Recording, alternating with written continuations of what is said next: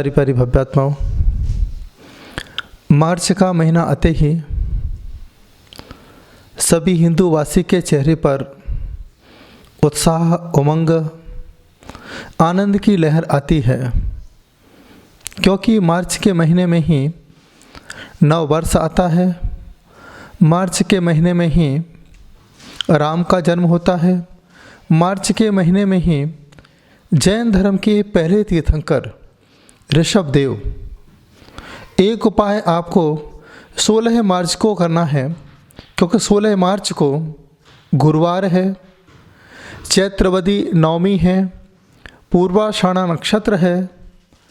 इस दिन पहले तीर्थंकर ऋषभदेव भगवान का जन्म हुआ। कहते हैं जब तीर्थंकर का जन्म इस धरती पर होता है, यह जन्म इस पंचम काल में जीने वाले हर प्राणियों के जन्म को सार्थक करने वाला होता है।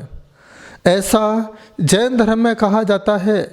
जब जब इस धरती पर तीर्थंकर का जन्म होता है, उनके प्रभाव से दुर्भिक्ष खत्म हो जाता है, सुभिक्ष वातावरण होता है, सुगंधित भूमि होती है, कांच के समान पृथ्वी दिखाई देती है, कोई वहाँ पर गरीब नहीं रहता है, सभी जाति के पुष्प प्रफुल्लित होते हैं, आनंदमय वातावरण होता है। यह प्रभु के जन्म का प्रभाव है, और यह जन्म के प्रभाव से ही इस धरती पर सभी जीव सुखी हैं, आनंदित हैं, प्रसन्नचित्त है। अयोध्या की भूमि एक ऐसी भूमि है जहाँ पर 24 तीर्थंकरों ने जन्म लिया, लेकिन यह हुंडावसर पड़ी काल का दोष है कि कुछ तीर्थंकरों ने अलग अलग स्थान पर जन्म लिया।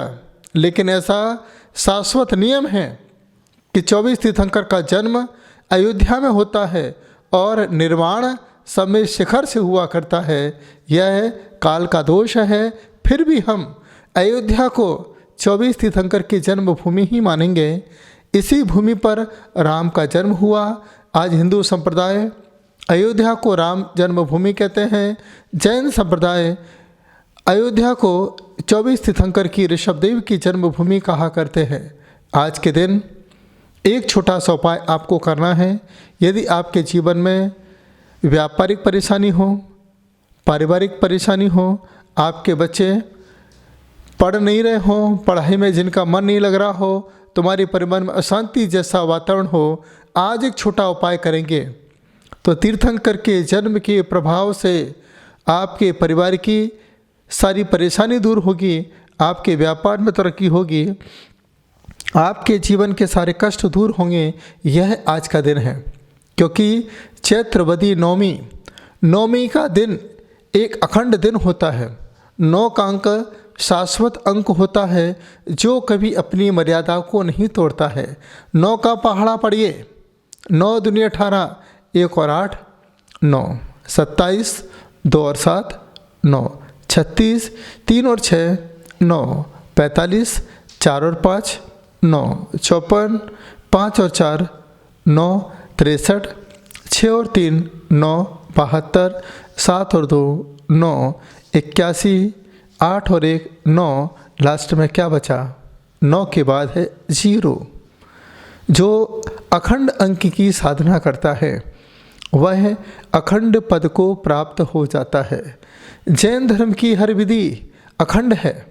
हम मंत्र जाप करते हैं, कम से कम 9 बार तो करते ही हैं, नहीं तो 108 बार करते हैं। 108 में भी 1 और 8 मिलाते हैं तो 9 हो जाता है। कोई भी कार्य इस धरती पर जब भी होता है, जब तीर्थंकर का जन्म होता है 9 महीने के बाद होता है। और आपका जन्म भी कब हुआ? 9 महीने के बाद। क्यों हुआ? अखंड पद को पाने के लिए। तीर्थंकर ने साबित किया कि मैं 9 महीने के बाद इस धरती पर आया हूँ। यह 9 का अंक अखंड है, तो मैं भी इस धरती पर अखंड पद को पाने के लिए आया हूँ। इस भावना के साथ 9 महीने के बाद ऋषभदेव जैसे 24 तीर्थंकरों का जन्म इस धरती पर हुआ करता है, और इसी धरती पर आपका भी जन्म 9 महीने के बाद हुआ है। यदि आप ऋषभदेव की आराधना करते हैं, आप ऋषभ देव तो नहीं बन सकते हैं, लेकिन ऋषभ देव की आराधना करके जिस प्रकार से मानतुंग स्वामी ने 48 तालों से मुक्ति पाई है, और आप भी ऋषभ देव की आराधना करके अपने परेशानियों से मुक्ति पा सकते हो, अपने जीवन के सारे संकटों को दूर कर सकते हो। सिर्फ आस्था आपके अंदर गहरी होना चाहिए। आज हम लोग भक्तामर का पाठ तो करते हैं, दीपार्चना तो करते हैं, लेकिन सिर्फ उच्चारण के साथ करते हैं, सिर्फ जबान का विषय बनाते हैं, सिर्फ लोगों तक भक्तामर का पाठ सुनाते हैं। एक बार इस भक्तामर को अपने जीवन का विषय बनाओ। एक बार इस भक्तामर को उच्चारण के साथ उच्च आचरण में लेके आओ। एक बार इस भक्तामर को अपने मन के साथ जोड़ने का प्रयास करोगे, यह भक्तामर आपके मन के अंदर समाहित हो जाएगा। फिर यह आपको आपका मन मुताबिक काम पूरा करा सकता है। सिर्फ आपको भक्तामर की साधना। आज का दिन बहुत प्रभावशाली दिन है। आज के दिन आपको समय का ध्यान रखें।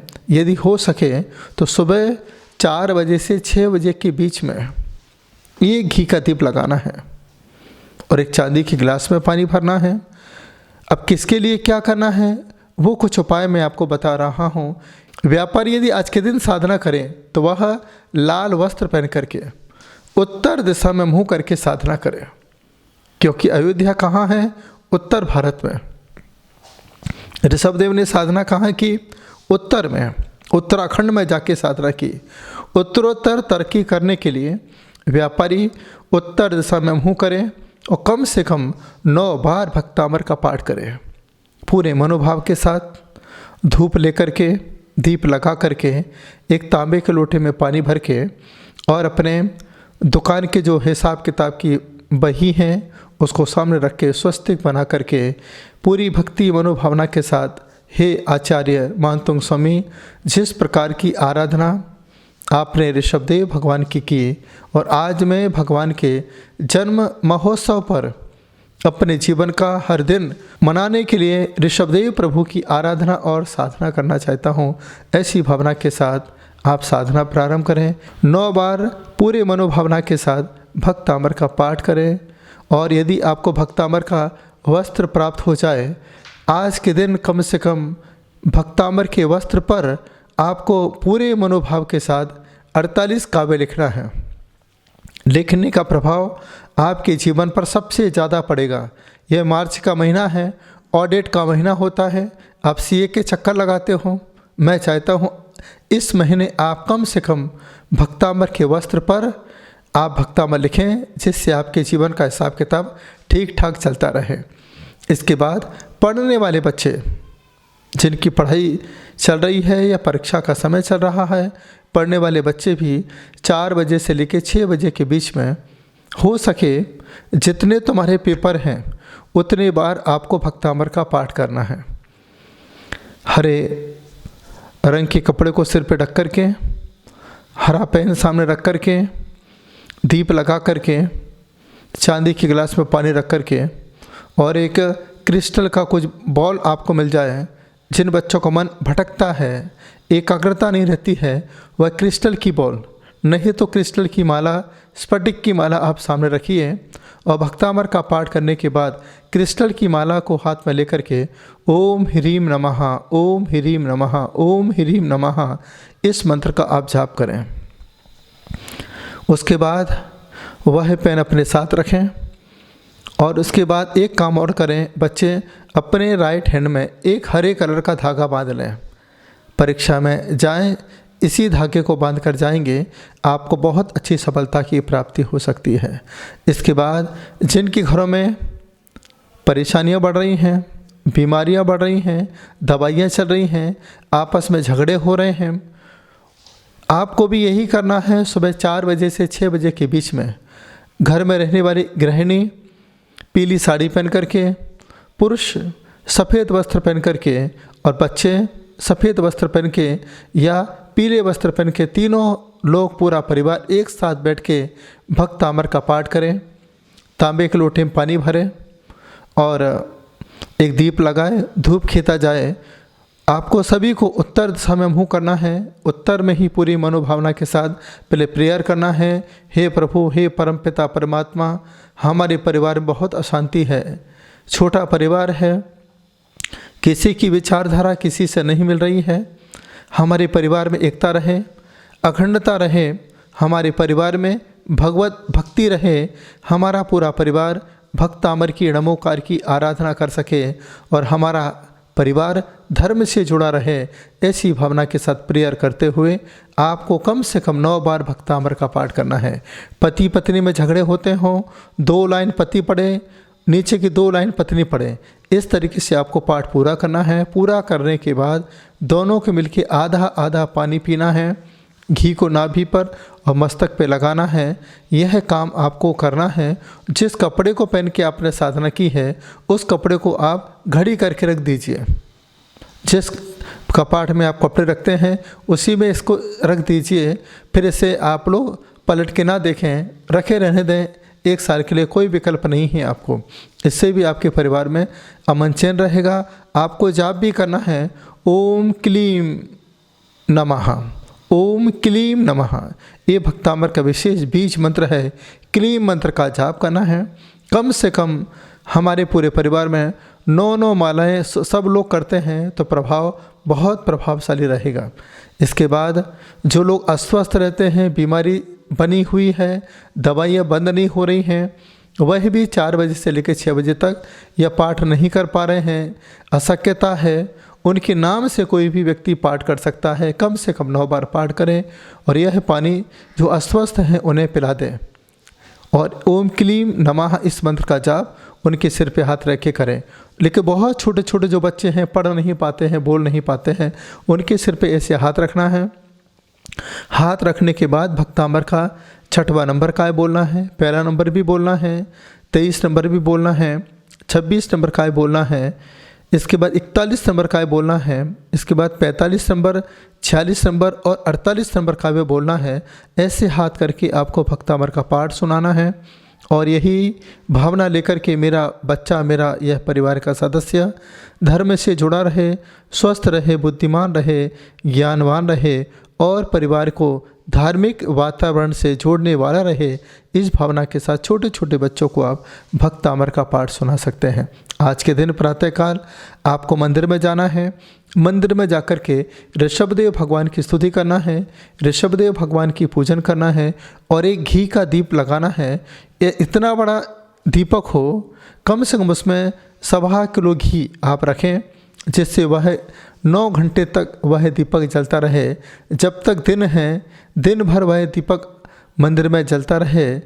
जब तक मंदिर में दीपक जलता रहेगा, उस दीपक के प्रकाश का प्रभाव आपके परिवार पर, आपके जीवन में बना रहेगा। इसके बाद एक पाठ मंदिर में करें और कम से कम आज 9 परिक्रमा आदिनाथ भगवान की लगाएं।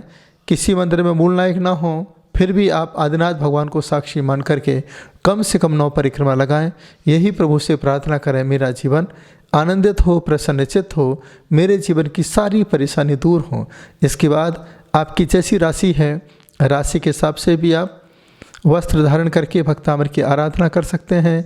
मेष राशि वाले लाल वस्त्र पहन के, वृषभ राशि वाले सफ़ेद वस्त्र पहन के, मिथुन राशि वाले हरे वस्त्र पहन के, कर्क राशि वाले सफ़ेद वस्त्र पहन के, सिंह राशि वाले ऑरेंज कलर के या लाल कलर के कपड़े पहन करके, कन्या राशि वाले हरे कलर के कपड़े पहन करके, तुला राशि वाले लाल कलर सफ़ेद कलर के कपड़े पहन करके, इसके बाद वृश्चिक राशि वाले यहाँ पर लाल कलर के कपड़े पहन करके, धनु राशि वाले पीले कलर पहन करके आराधना करें। मकर राशि वाले नीले कलर, कुंभ राशि वाले नीले कलर और मीन राशि वाले पीले कलर पहन करके भक्तामर की आराधना करें।